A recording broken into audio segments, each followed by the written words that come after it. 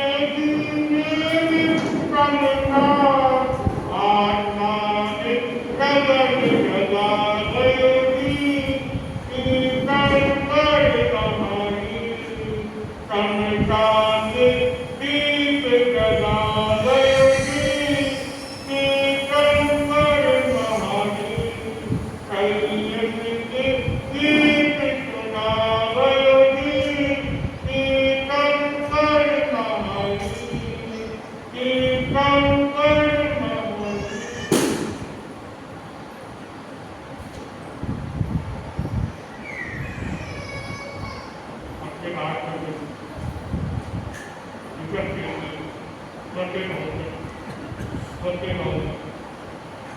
जब आई वो दूसरे देवों के आटे होंगे दूसरे देवों के नकल होंगे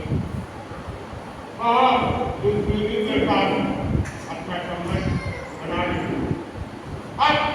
वहां से वापस शिफ्टेड होंगे एक राजमहल में महारानी लक्ष्मी के नाम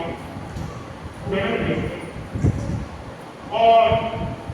वहां जन्म लेने के बाद जो वहां देवी की सके काटने के रूप में वो भी एक कन्या एक राजमहल में कन्या के रूप में जन्म लेती। अब कन्या राजमहल का जन्म लेते यौवन में प्रवेश करते तो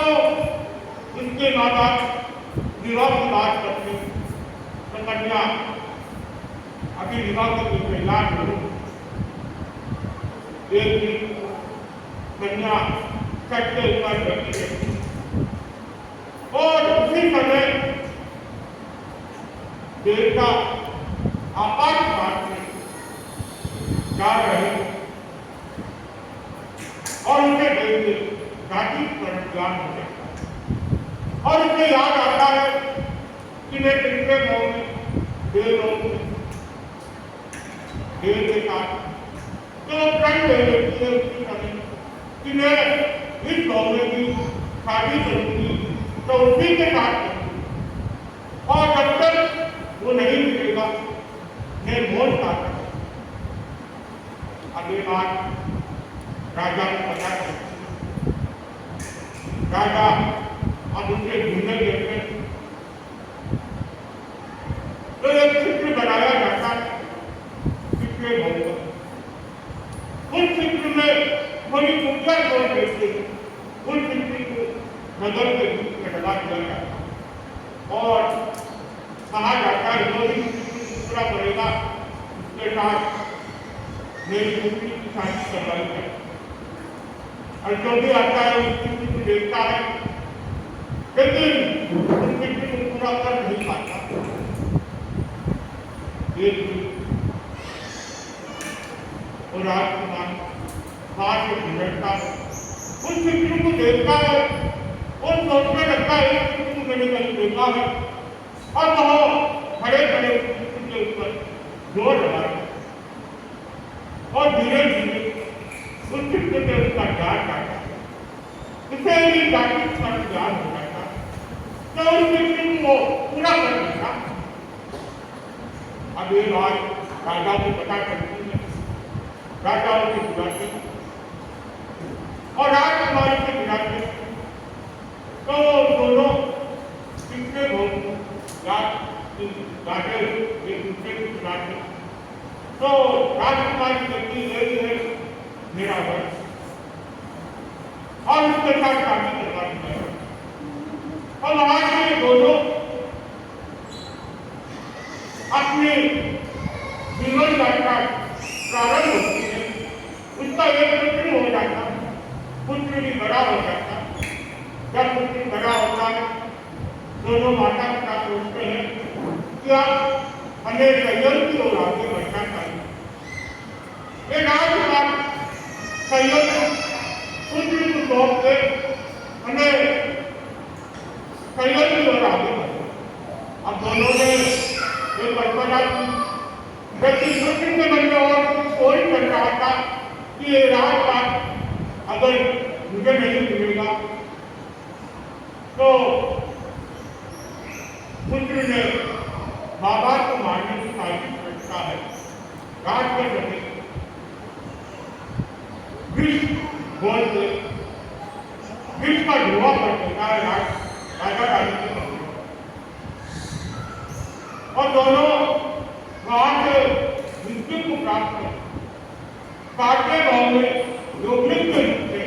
जन्म लेते वापस वहां से अपनी आयु पूरा करते आटे गांव में प्रगट लोग से प्रकट होते हैं वहां से वापस अपनी आयु पूरा करते वापस ब्राह्मण के यहाँ एक देव के यहाँ वो भी विकट पर जन्म लेता जब कोई देश का जन्म लेता, अब वो भी अपने पिता के साथ देश की जानकारी करता था, सब कुछ जानता था, और उसके साथ उनके 5 पुत्र और होते हैं। एक राजकुमार था, एक मंत्री का पुत्र था और 3 देव के पुत्र। ऐसे करते रोज मिलते बातें करते और वो रोज घूमने जाते। एक दिन उनके मन में आता है, चलो आज गांव के बाहर जो उद्यान है वहां घूमने जाते।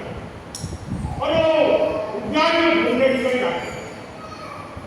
और वहां का वातावरण देखे मोहित हो जाते हैं। वहां का इतना सुंदर नजारा, शाम का समय और चिड़िया की चुटू करती हुई आवाज, कोयल की आवाज और ठंडी ठंडी हवाएं,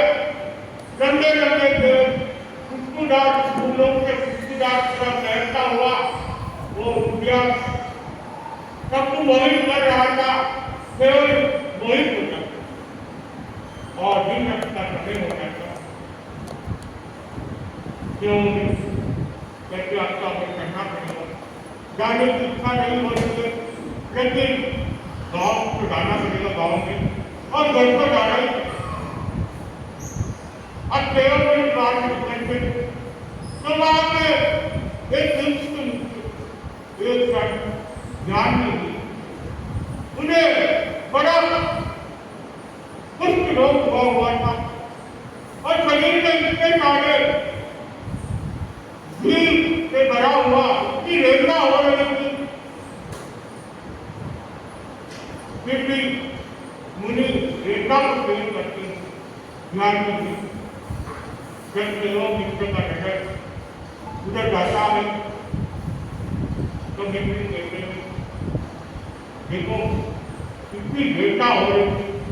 फिर भी क्षमता भाव से ध्यान नहीं। देखो इसका इलाज हो सकता है, इसके लिए 3 चीज की जरूरत पड़ेगी। उसमें से तेल तो मेरे पास पड़ा है, रक्त कंबल और खंडन की जरूरत पड़ेगी। अगर वो दोनों चीज मिल जाती है तो नहीं कुछ रोग का इलाज कर सकता। तो राजा को देखा है, इससे कौन सी बड़ी बात है। अब अभी जाते हैं गाँव में, हम लेते आते तो राजा को देखा है, तुम जैसा सोच रहे हो जैसी बात नहीं है, ये तो बहुत दुर्लभ चीज है, मिलनी बहुत कठिन है और कहीं कहीं मिल भी जाए ये तो बहुत महंगी चीज है, वो ऐसे क्यों देगा। और संतों के लिए खरीद के लानी नहीं तो पीने कौन देता है, इसका मूल्य कम से कम 2 लाख करोड़ रुपया है। इतनी महंगी चीज आपको कौन ऐसे कोशिश करने वाला दिमाग नहीं हो। राजा का चिंता मत करो, हम जाते हैं, हम लेते आते हैं, हम वो पूरा ढूंढ लेते हैं, कहीं मुझे वो कंबल नहीं मिलता, कंबल नहीं देख आ जाते हैं। उसके बाद तो कहते दोनों चीज मेरे पास, उसके 2 लाख करोड़ मुद्राएं हैं, दोनों फिर वो 500 मिनट देंगे। देखो ये हमारे लिए चाहिए, ये फंड है तो इसकी देवता कहीं बना है उनके लिए, उनके धार्मिक था तो देखता है। देखो ये नहीं दे सकता, क्या तुम्हारा लेके जब गया हुआ संतों के कैसे बात आए, कोई संत आए लेके जाए तो वो संतों के साथ गाँव में संत 5 लोग खड़े जाते हैं, संतों को निवेदन करते हैं पूरी घटना सुनाते हैं, एक जन कहते चलो सेवा करने की चलना, लेकिन शाम का समय था, दिन में हो रहा था, तो सुबह जाने की बात होगी। सुबह वापस दुकान वाले को आके कहता है कि हम दूसरे आएंगे, खंड से आएंगे, आप खंडों की अब खंड से पहुंच गए, वहां से चीज लेते हैं, कंबल और चंदन लेते, उद्यान में पहुंच जाते, तो वहां पे बैठ के वो लेके इंतजार कर रहा था, 500 मिनट खंडों को लेके पहुंच जाते, और अब उपकार चालू करते रहते, शरीर में तेल लगाया जाता, उस तेल लगाने के बाद रस्सी कंबल लगाया जाता, और कुछ करने बाद और रस्सी कंबल में जितने भी चीजें थे उसमें लग जाते, अब जैसे ही रस्सी कंबल को हटाया जाता तो जब पूरे शरीर में झटक से होने लगता, तो झटक का एक जगह वापस झटक। अगले क्रम 3 दिन तक चलता और तीसरे दिन मनुष्य स्वस्थ होता, मनुष्य ज्ञान से भीतर से बाहर आते हुए करवाते, तुमने मेरा इतना बड़ा रोग था, उससे आपने ठीक कर दिया, और मनुष्य 2 मिनटों धन्यवाद देते। अब 2 वहां पे बहुत अच्छे से मनुष्य की सेवा करते और आग्रह करके नगर में भर्ती करा। जब नगर में मनुष्य बड़ा जाते और वहां पे रोज आना, उनसे संपर्क हो गया अच्छे से, तो रोज आना बैठना, उनसे बातचीत करना, तो उनके मन में धर्म की भावना जब जाती है, रोज आना, प्रवचन सुनना, कमाई करना, सेवाएं करना चालू होता है। एक मनुष्य प्रकार है, देखो इस संसार में कुछ नहीं करा, हम कितने भावों से जीवन मरण से भटक रहे हैं, इस जीवन मरण से मुक्ति कर, कि तुम्हें कानून बना देना, दीक्षा लेनी हो, अब धीरे धीरे रोज के बाद होनी चालू हो, तो मन में उनके वैराग्य की भावना करने लगी। अब धीरे धीरे उनके मन में वैराग्य की भावना करने, और सब अपनी इच्छाओं की तैयारी करते और सब निश्चित हो जाए। दीक्षा होने के बाद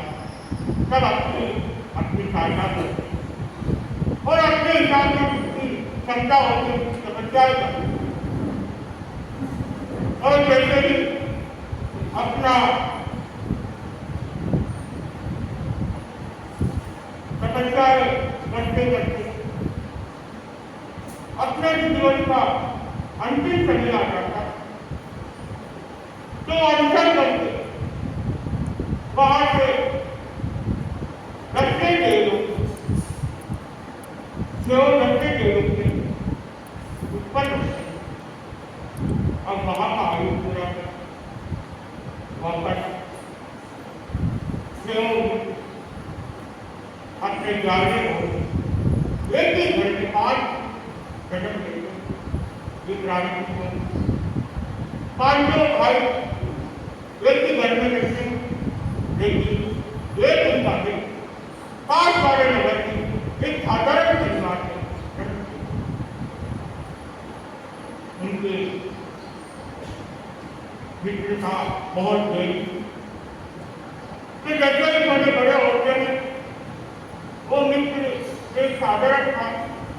वो भी उस नगर का आगमन करता और अब राजमहल में आना जाना चालू हो जाता, तो उनकी मित्रता बस जन्मों जन्मों से कर रही, कई जन्म में भी वो 500 राजकुमारों के साथ मित्रता हो जाती, सेहो उनके साथ मित्रता बना ली और सेहो साथ में बेटे उसके बड़े हो गए। अब राजा सोचता है अब मेरे बड़े हो गए हैं, मेरा राजपाट सौंप दे, मैं निवृत्त हो जाऊं और मैं कलियुग की ओर आ गई। अब राजा बड़े अपने राजपाट सौंप दे और निवृत्त हो जाते। और पांचों भाई, बड़ा भाई राजकुमार राजा राजकुमार और चारों भाई पांचों मिलकर राजपाट अच्छे से चलाते और उनका वो मित्र था और वो भी उसके साथ हो जाता, अच्छे से उनका चल रहा था। और इधर खंडों का आना होता है, जब खंडों का आना होता है खंड प्रेरणा देते रहते, हमें हिंसा नहीं करनी चाहिए, जितना हो सके नैतिकता रखनी चाहिए। राजा उनके पिता हुए तो वो कोई भी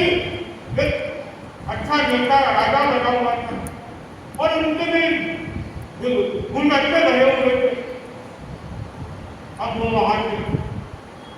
संतों की प्रेरणा लेते एक दिन उनके पिता याद आता है कि अब मुझे एक बार फिर अपने अपने नगर की ओर जाना चाहिए, हमारे पुत्रों को प्रेरणा देनी चाहिए और पुत्रों को भी साधु बनने की प्रेरणा चाहिए। अब मुझे अपने पुत्रों को प्रेरणा देने के लिए नगर में जाता और पुत्रों को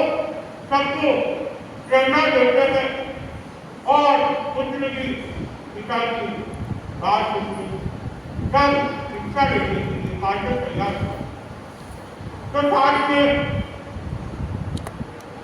जो वो मित्र था वो कहता है मैं भी मेरा क्या करूँगा, मैं भी तुम्हारे साथ विकसित होना चाहता और सेवा में जो विकसित हो जाए। अब हम आगे कैसे विकसित देगा आगे बढ़ेगा और कैसे होगा तीर्थंकर भक्त का वर्णन करते उसी के साथ हो।